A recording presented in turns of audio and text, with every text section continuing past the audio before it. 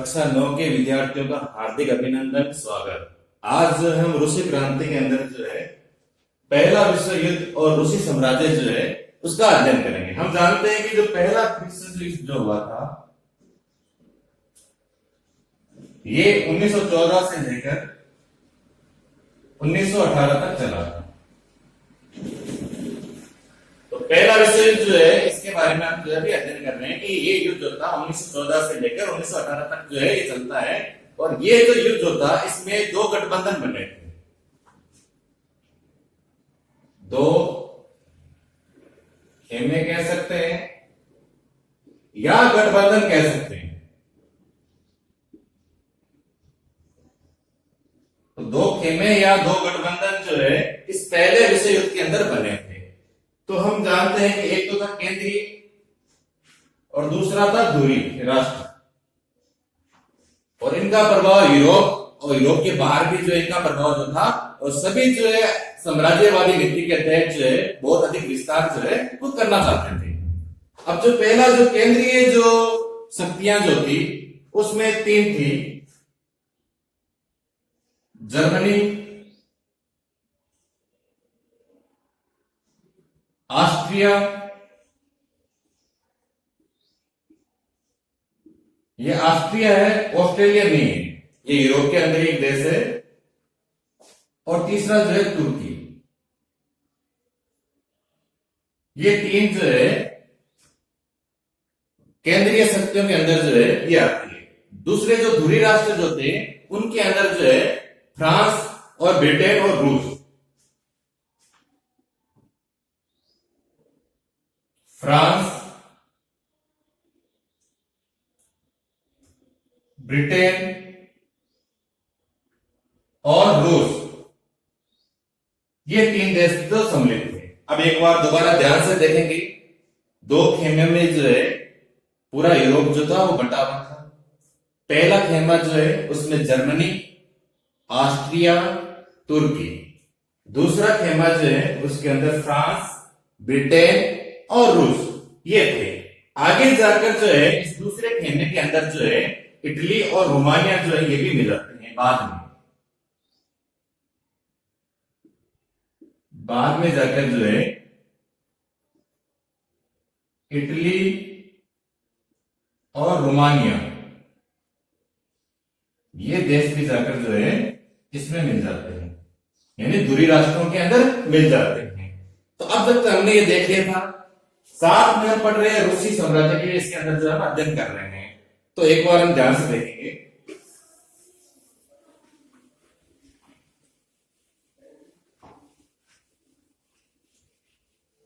इस गठबंधन के अंदर जो है जो जनता जो थी उसने जो है क्या शुरुआत में जो है सेना का समर्थन किया था, यानी इस युद्ध का समर्थन किया था कि रूस के पक्ष में थी। जब युद्ध होता है तो उसके बाद क्या क्या घटनाएं घटित होती है उसके बारे में जानेंगे। युद्ध का क्या प्रभाव पड़ता है। युद्ध का प्रभाव, शुरू में तो क्या किया था जनता ने, समर्थन किया था, लेकिन बाद में जैसे युद्ध होता है उसके कुछ समय बाद में जो है वो जार के खिलाफ हो जाती है। तो पहला प्रभाव पड़ा था कि वो जार के खिलाफ हो जाती है।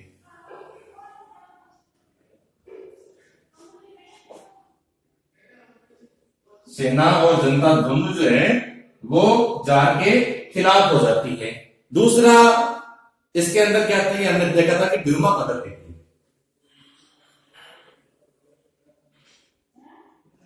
और ड्यूमा पद्धति क्या होती है, सलाहकार जो संसद जो होती है उसको जो है ड्यूमा कहते हैं। तो पहले तो सलाह लेता था राजा, राजा का मतलब जो जार होता था, रूस के अंदर राजा को जो जार कहते हैं। शुरुआत में तो उस ड्यूमा जो है यानी सलाहकार जो संसद जो है उसकी सलाह लेता था। धीरे धीरे उसने जो है इनका बात मानना, सलाह लेना जो है ये बंद कर दिया और निरंकुश हो गया था। तो ड्यूमा की सलाह लेना बंद कर दिया। किसने कर दिया था, जार ने कर दिया था। इसका मतलब क्या हुआ कि जार जो था वो निरंकुश हो गया था, किसी के ऊपर जो है उसका नियंत्रण नहीं था। तो निरंकुश होने के कारण जो है जार अपनी मनमानी करने लगा था। इसकी वजह से जो है जो उनके जो ड्यूमा के जो सदस्य जो थे वो उनसे नाराज हो गए। जनता जो थी वो उनके जो है खिलाफ में हो गई थी। धीरे धीरे क्या हुआ था कि जो युद्ध की वजह से जो भी कमियां हो रही थी, जो जो परेशानियां हो रही थी, उसकी वजह से जनता और सेना दोनों के अंदर जो है जो जार जो था वो अलोकप्रिय हो गया था।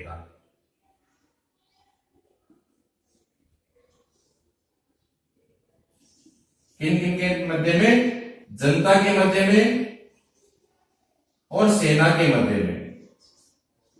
तो जनता और सेना के मध्य में जो है जार जो था वो अलोकप्रिय हो गया था। ये सारे घटनाएं जो थी ये युद्ध के प्रभाव थे जो प्रथम विश्व युद्ध हुआ था उसके कारण बता रहे हैं।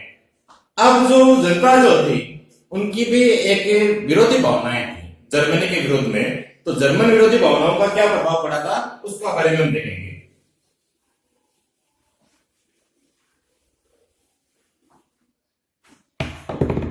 जर्मन विरोधी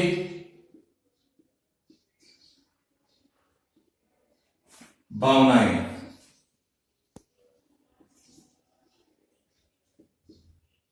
अब जर्मन विरोधी भावनाएं जो थी ये रूस की जनता के अंदर थी। तो इसका भी क्या प्रभाव पड़ा था ध्यान दीजिए। एक ये शहर जो था उस क्षेत्र का नाम था सेंट पीटर्सबर्ग। सेंट पीटर्सबर्ग, ये जो नाम जो था सेंट पीटर्सबर्ग ये जर्मन नाम था। इसलिए जनता की भावनाओं के विरोध के कारण जो है इसका नाम जो है बाद में जो है पेट्रोग्राद जो है कर दिया गया था। इसका नाम बदल के जो है पेट्रोग्राद ये नाम रख दिया गया था। दोबारा ध्यान दीजिए, जर्मनी की जो जनता जो थी उनके विरोध में, जर्मन के विरोध में जो है रूस के लोगों की जो भावनाएं जो थी उसकी वजह से क्या प्रभाव पड़े थे कि सेंट पीटर्सबर्ग नामक जो क्षेत्र जो था उसका नाम बदल दिया गया और पेट्रोग्राद जो है उसका नाम रख दिया गया था। इसी प्रकार हम जानते हैं कि जो वहां का जो जार जो था, राजा जो था, उसकी पत्नी जो थी वो भी जो थी जर्मनी से संबंधित थी और उसका नाम था जारीना। इसके वजह से भी लोग जो थे इससे नाराज थे जारीना से, क्योंकि ये जर्मनी की थी। तीसरी बात, ये जो जारीना जो थी इसके ऊपर जो है एक साधु का प्रभाव था जिसका नाम था रासपुतिन।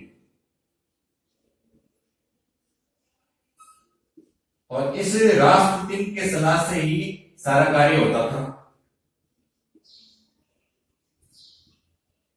और राजा पर पूरा प्रभाव जो था उसकी पत्नी का था।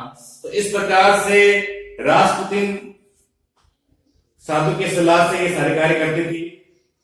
खुद जर्मनी की थी, इसलिए जनता जो थी उनके अंदर जर्मन विरोधी भावनाएं थी, इसलिए जनता जो थी इनको बहुत कम पसंद करते थे। ये जो है इसके अंदर हम मुख्य रूप से देखने को देखते हैं। अब जो युद्ध होता है तो युद्ध जो है वो किस प्रकार से होता है उसके बारे में हम ध्यान से देखेंगे।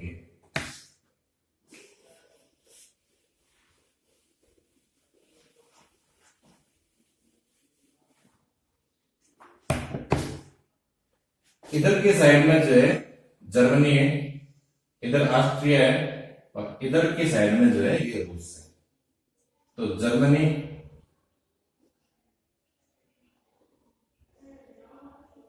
ऑस्ट्रिया, हंगरी इधर है और इधर जो है ये रूस है और इस साइड के अंदर जो है फ्रांस है। अब ध्यान देना, हमने जो पहले देखा था, दोबारा इधर ध्यान देना कि एक साइड में जो प्रथम जो थे वहां कौन कौन थे? जर्मनी, ऑस्ट्रिया और तुर्की, ये एक साइड में थे। दूसरी साइड में जो है फ्रांस, रूस, बाद में जो है और ब्रिटेन भी इनके साथ में था, और रोमानिया जो है और इटली जो है वो बाद में जो इनके साथ में जो आकर मिल जाते हैं। ये हमने जो पहले देखा था कि इस प्रकार से जो है इनके अंदर जो है जर्मनी, ऑस्ट्रिया और तुर्की थे। तो कहने का मतलब क्या हुआ कि एक तरफ तो ये वाले हैं, ये वाला और ये वाला, और दूसरी तरफ जो है ये वाले हैं। अब ये जो रूस जो होता है इसके साथ ही फ्रांस था, तो ये दो मोर्चों से युद्ध लड़ता है। एक तो लड़ता है पश्चिमी मोर्चे से,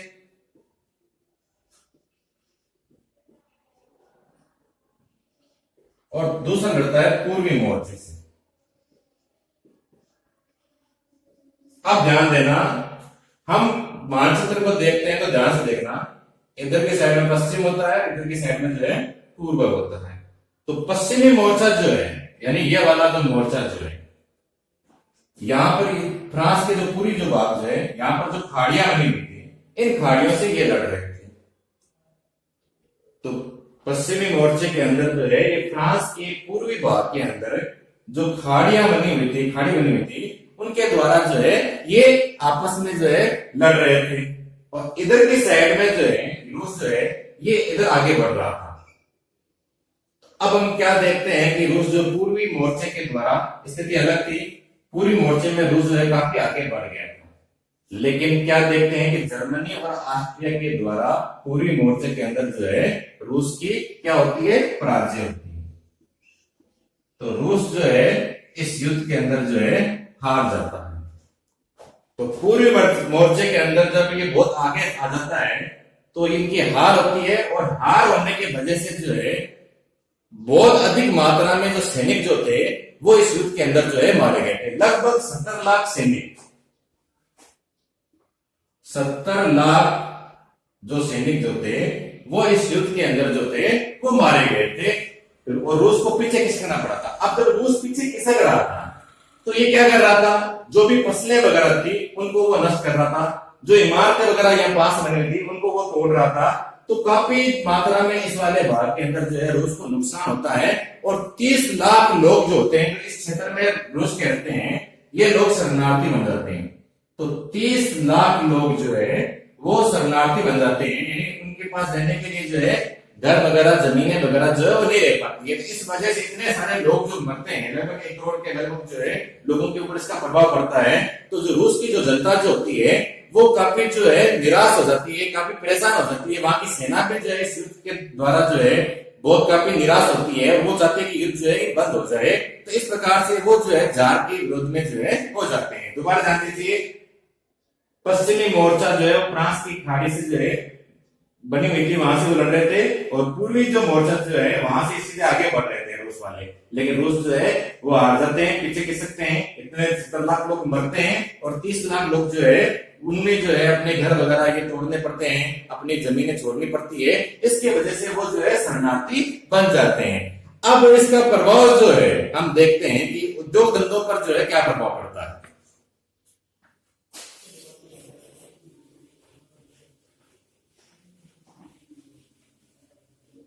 इस युद्ध की वजह से जो है उद्योग धंधों पर क्या प्रभाव पड़ता है। तो उद्योग धंधे जो है इनके ऊपर क्या प्रभाव पड़ता है, तो उद्योग धंधे जो है ये ठप हो जाते हैं।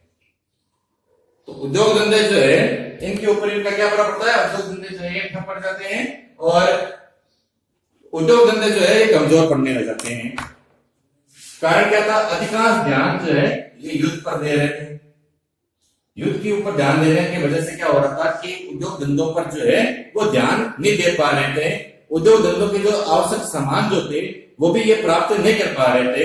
और बाहर से अगर मंगवाना चाहे उद्योग धंधा का सामान जो है तो वो आता था बाल्टिक समुद्र से। तो बाल्टिक जो समुद्र जो है, तो बाल्टिक समुद्र जो है उस क्षेत्र से जो है बाहर से सामान आता था। लेकिन हम देखते हैं कि इस बाल्टिक समुद्र जो है इसके ऊपर किसका अधिकार होता है, जर्मनी का अधिकार हो जाता है। और जर्मनी का अधिकार हो जाने के कारण जो है इस बाल्टिक समुद्र से जो है ये कोई भी औद्योगिक सामग्री जो है ये नहीं मंगा पाते हैं। तो इस प्रकार से उद्योग धंधे जो होते हैं वो ठप होते हैं। इनके खुद के जो वर्कशॉप जो होते हैं वहां काम की कमी हो जाती है, वर्कशॉप चलते नहीं है। अगर बाहर से अगर सामग्री मंगाना हो तो वो बाल्टिक सागर था, लेकिन बाल्टिक सागर जो है ये खुद जो है इसके अंदर भी क्या होता है कि बाल्टिक सागर जो है ये भी मुख्य रूप से जो है जर्मनी का अधिकार जो इसके ऊपर हो जाता है। अब इसके अंदर हम आगे क्या देखेंगे, थोड़ा ध्यान दीजिए कि इस प्रकार से जो है जनता और सेना जो थी वो मुख्य रूप से जो है रूस के विरोधी हो गई थी। अब इतनी सारी घटनाएं हो रही थी तो अनाज की जो होती है वो कमी हो जाती है। अनाज की क्या हो जाती है, कमी हो जाती है। और अनाज की कमी होने से क्या होती है कि जो रोटी की जो दुकानें हैं उन दुकानों के ऊपर जो है रोटी प्राप्त करने के लिए जो है दंगे वगैरह जो है वो हो जाते हैं। तो और एक मुख्य रूप से क्या घटना घटी होती है 1916 के अंदर जो है इनकी जो रेलवे लाइनें जो थी